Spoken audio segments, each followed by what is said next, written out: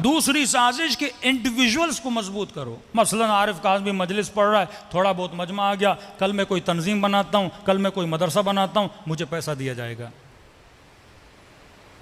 सो मेरे फॉलोवर 50, उसके फॉलोवर 50,000, उसके फॉलोवर 2,000, उसके फॉलोवर, फिर शख्सियत परस्ती, माशरा इस तरह डिवीजन हो जाएगी।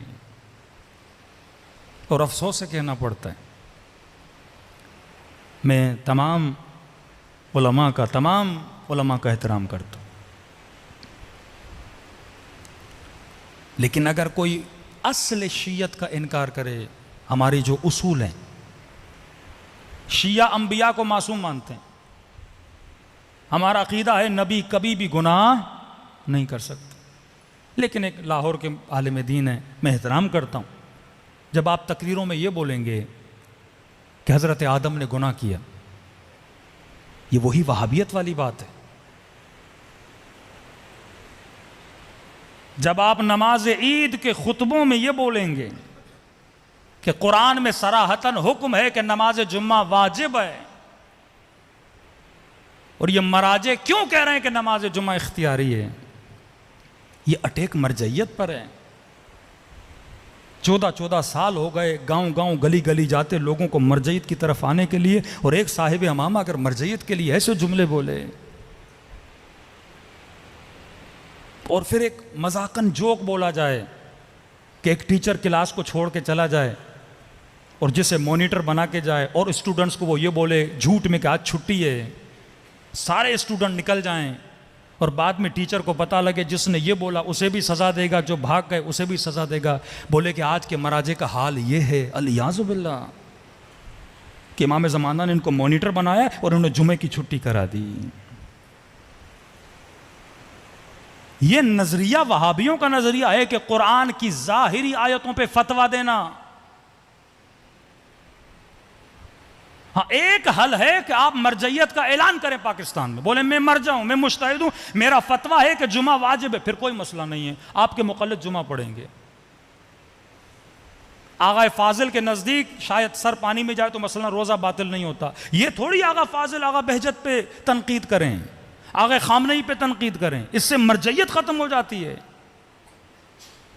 मैं अगर मरजा नहीं हूं, अगर मैंने मरजइयत का ऐलान नहीं किया, मुझे हक नहीं है मैं किसी मुश्तहिद की फतवा पे तनकीद करूं। ज़वाहिर आयात कुरान पे अगर हुक्म देना होता तो कुरान में शरीयतन लिखा है, अबा हजरत आजर को हजरत इब्राहिम का बाप बताया गया है, और खुदा कहता है वो काफर था। फिर आप भी मानो हजरत इब्राहिम के वालिद काफर थे, अगर ज़वाहिर पे हुक्म करना है। खुदा कहता है जो यहां अंधा है वो वहां अंधा है, फिर बोलो कि जो यहां अंधा है वो वहां अंधा है, ज़ाहिर पे हुक्म करो। खुदा कहता है यदुल्लाह फौका ऐदी, मेरा हाथ उनके हाथ के ऊपर है, फिर हुक्म दो। सैकड़ों अहादीसें छठे इमाम के ज़माने में कि इमाम ने लानत भेजी उन लोगों पर जो जुमा पढ़ने जा रहे हैं। बाज़ हमारे गाली गुल्लात शिया जो बेवकूफ़ हैं, वो इस हदीस से क्या समझते हैं कि आज के ज़माने में जुमा पढ़ना हराम है। बाज़ फिर ये नतीजा निकालते हैं, बनु अब्बास और बनु उमैया के ज़माने में जो जुमा पढ़ने जाते थे, बनु अब्बास और बनु उमैया ने अपने मौलवी मस्जिदों में लगाए थे, उनके पीछे इमाम ने फरमाया जुमा पढ़ना मना है। हमारा अकीदा है जब तक हुकूमत इलाही यानी इमाम ज़माना नहीं आते तब तक जुमा इख्तियारी है। हुकूमत मासूम के अंडर जो जुमा होगा वो जुमा क्या है, वाह। अब हदीस मौजूद है, आप हदीस का कैसे इनकार कर सकते हो? और आप लतीफ़े पढ़ो, मराजे का मजाक उड़ाओ। चलो आपने एक लतीफ़ा पढ़ा है, एक आज मैं भी सुना देता हूँ। कहते हैं रसूल खुदा अपने असहाब के साथ गए, ज़ोहर की नमाज पढ़ी, यह हदीस है अहले सुन्नत की कुतुब में, शिया में, दोनों में मौजूद है। नमाज ज़ोहर की नमाज पढ़ी, नमाज पढ़ने के बाद उन्होंने ऊँट का गोश्त खाया।